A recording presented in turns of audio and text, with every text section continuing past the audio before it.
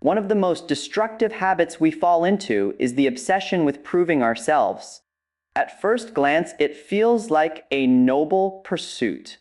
We want to show the world that we are capable, that we belong, that we matter, but beneath that impulse hides a dangerous trap because the need to prove is almost always anchored in comparison, in fear, and in an endless chase for external validation.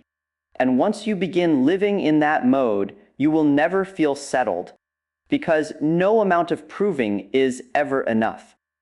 Think about how often people hesitate to speak, to act, or to step into opportunity because they're running endless mental rehearsals of how others might perceive them. That's not preparation, it's paralysis. It's overthinking dressed up as responsibility. You aren't just considering your choices, you are living under the imagined judgment of an audience that may not even be watching. And this is what proving yourself often looks like, a life dictated not by your inner compass, but by the shifting the psychology behind this is straightforward. Human beings are social creatures. We are wired to care about belonging, about acceptance, about reputation. But when that natural drive becomes distorted, it turns into a prison. You begin measuring your value in likes, in applause, in nods of approval, instead of in genuine growth. You become addicted to feedback, and when it's not there, you doubt your worth. It's a fragile way to live because it makes your identity dependent on things you cannot control. And here's the philosophical problem. If your life is spent proving yourself, then by definition, you are living according to someone else's standard. You are always chasing an image, a role, a checklist that was written for you by others. Your peers, your parents, your culture, your critics, but you cannot become who you truly are while performing endlessly for an audience. You might gain applause, but you lose authenticity, and in the long run, that is an unbearable trade. This trap is everywhere. The student who spends more time worrying about how intelligent they appear than about actually learning. The professional who works late not out of passion, but because they want to look indispensable. The artist who creates not from the heart, but to impress a trend. All of these people may look successful from the outside, but internally, they're exhausted, anxious, and unsatisfied. Because proving yourself is never a destination. The finish line keeps moving, and the moment you reach one level of approval, the bar shifts higher. There's another danger here. When you live to prove yourself, you start editing your identity. You trim away the parts of you that don't fit the image you think others want to see. Slowly, you become less and less of yourself and more of a performance. And the tragedy is that even if people applaud the performance, it isn't really you they're applauding. It's a mask, which means the validation doesn't even feel real. Deep down, you know the truth. They don't love you. They love the role you've been playing. And that realization breeds even more insecurity, which then fuels more proving. It's a vicious cycle. So what happens when you stop proving yourself? The fear rises immediately. You worry you'll be judged, dismissed, forgotten. But notice what that fear reveals. It shows that much of your energy has been tied up in managing appearances rather than cultivating substance. And appearances are unstable. Substance, on the other hand, is what actually endures. When you no longer feel the need to prove, you begin to redirect energy inward toward growth, toward mastery, toward becoming. You realize that real confidence doesn't come from applause, but from competence. From knowing you've genuinely built yourself into someone stronger, wiser, more resilient than you were yesterday. But you cannot reach that stage if you're trapped in the proving mindset. At its core, proving yourself is about outsourcing your sense of worth. It says, tell me who I am.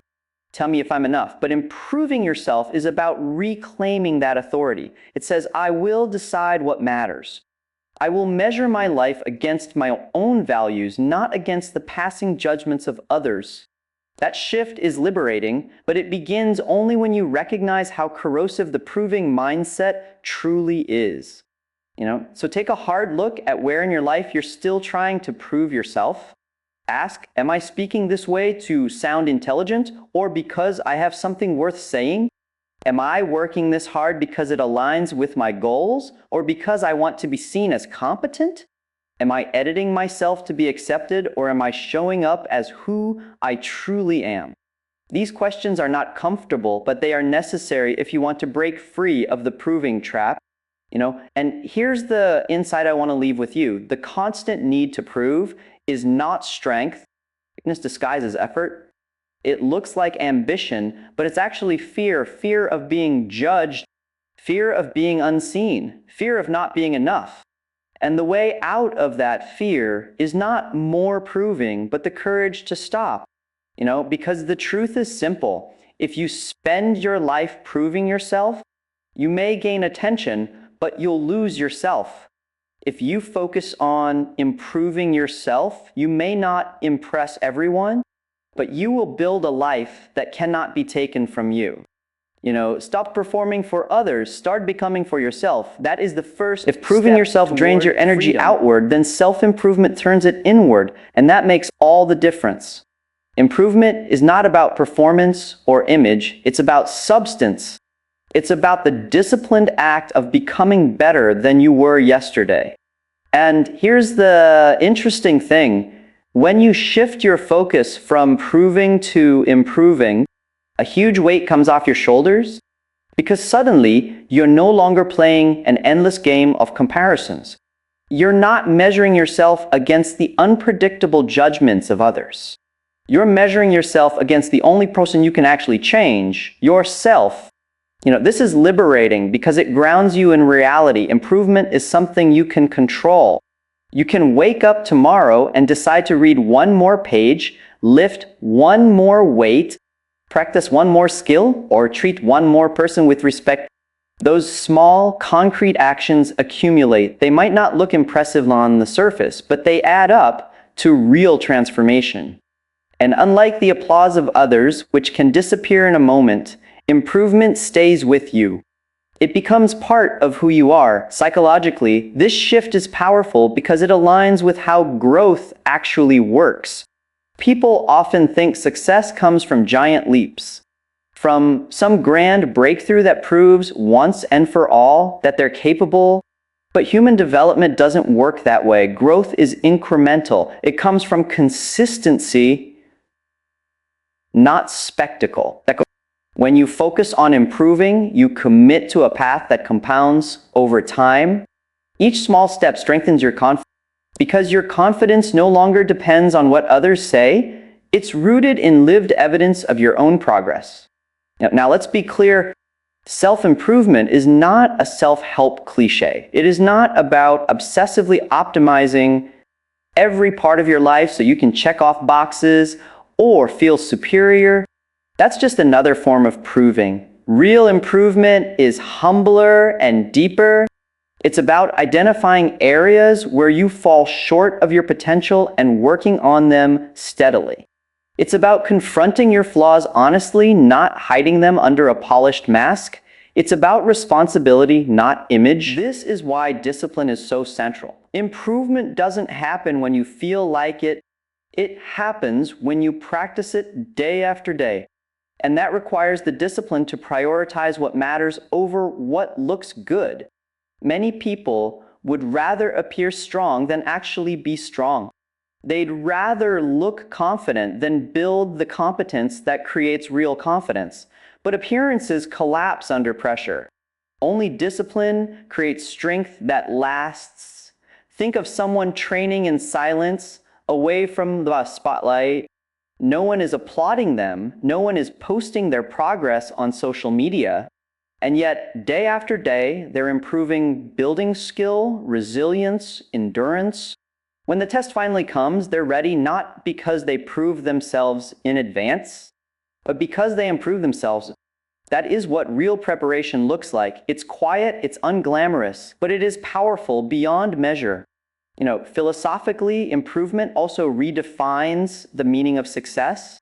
If success is about proving, it's always fragile because someone else can always be richer, smarter, or more impressive. But if success is about improving, it's entirely personal.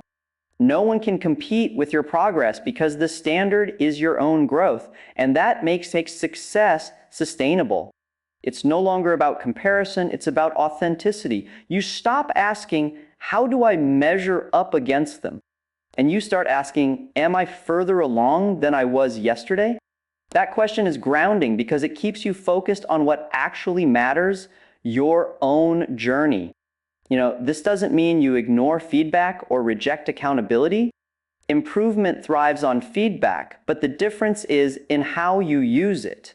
Proving yourself means you take feedback as a verdict on your worth. Improving yourself means you take feedback as guidance for growth. The same words that would have crushed you when you were trying to prove yourself now become fuel when you're focused on improving. That's a profound shift in perspective. And here's something even deeper. Improvement builds authenticity. The more you improve, the less you need to pretend. You don't have to posture or exaggerate because you know the work you've done. The progress is real. Authenticity emerges not by claiming you're perfect, but by showing that you're committed to growth. People respect that more than any performance because it's rare. So what does this mean practically? It means that each day you ask yourself a simple but powerful question: what can I improve today, however small? It might be as basic as controlling your temper in one conversation, or as ambitious as writing a chapter in a book. The scale doesn't matter. What matters is the direction. Improvement is about trajectory, not spectacle. And once you orient your life toward improvement, overthinking begins to lose its grip. Why? Because you're no longer stuck trying to predict what others will think. You're busy with the work of becoming. That shift in focus silences 1,000 anxious loops because your energy is directed toward building, not performing. So here's the lesson. Proving yourself keeps you trapped in insecurity.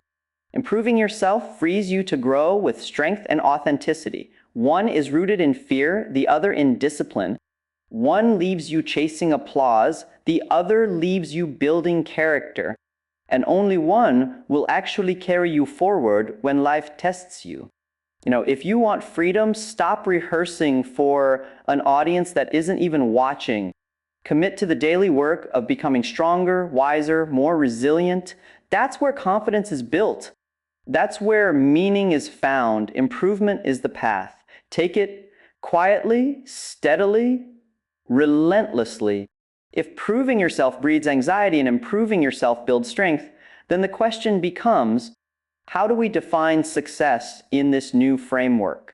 Because the truth is, if you don't redefine success for yourself, the world will define it for you. And the world's definition is shallow, unstable, and destructive. It will tell you that success is status, applause, recognition, the kind of things that keep you running endlessly on the treadmill of proving. But if you allow that definition to guide your life, you will find yourself forever climbing a ladder that leads nowhere. True success, in contrast, is about alignment, living in a way that is consistent with your values, your growth, and your authenticity. It's not about appearing to be something, it's about actually becoming something. And that difference changes everything. Let's look at the cultural problem first. Modern life constantly broadcasts standards of success that are external. Social media amplifies this, curated images of achievement, filtered versions of reality, people presenting the highlight reels of their lives as if they were the full story. And if you measure yourself against those illusions, you will always come up short. Because no matter how much you accomplish, someone will always appear to be doing more, earning more, living more glamorously. External success is a race you can't win because the finish line keeps moving and the comparison never ends. But when success is defined as authenticity, the ground shifts. Now, success is not about outshining others, but about living in truth. It's about asking, am I acting in a way that reflects my values? Am I pursuing goals that genuinely matter to me, not just ones that look impressive to others? Am I growing into the person I am meant to become rather than playing a role to satisfy expectations? Those questions cut through the noise because they bring you back to the core of your being. Psychologically, this redefinition of success is essential for peace of mind. External success, no matter how impressive, does not eliminate insecurity. In fact, it often magnifies it because now you have more to lose. But authentic success creates stability because it's not something others can give or take away. If your success is rooted in authenticity and growth, it belongs to you, not to anyone else's opinion. That's what gives it permanence. Think about the difference between performance and mastery.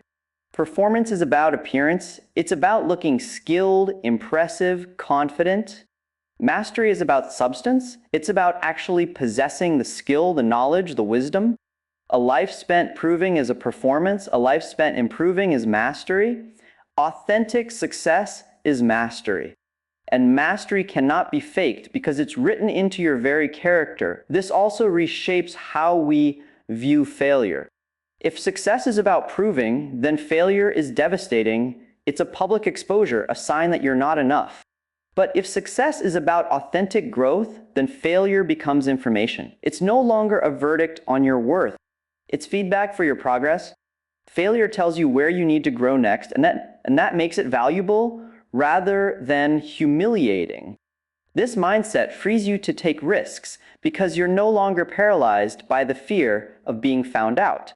You're simply committed to the process of growth wherever it leads. Philosophically, this view of success is about responsibility. Authentic growth requires that you take ownership of your life. You can't hide behind appearances or excuses. You can't outsource the definition of your worth to other people. You have to decide what matters and then discipline yourself to live in alignment with it. That is the foundation of a meaningful life. Success, in this sense, is not about applause. It's about integrity. It's about whether when you look in the mirror, you know you've been honest with yourself. And consider this.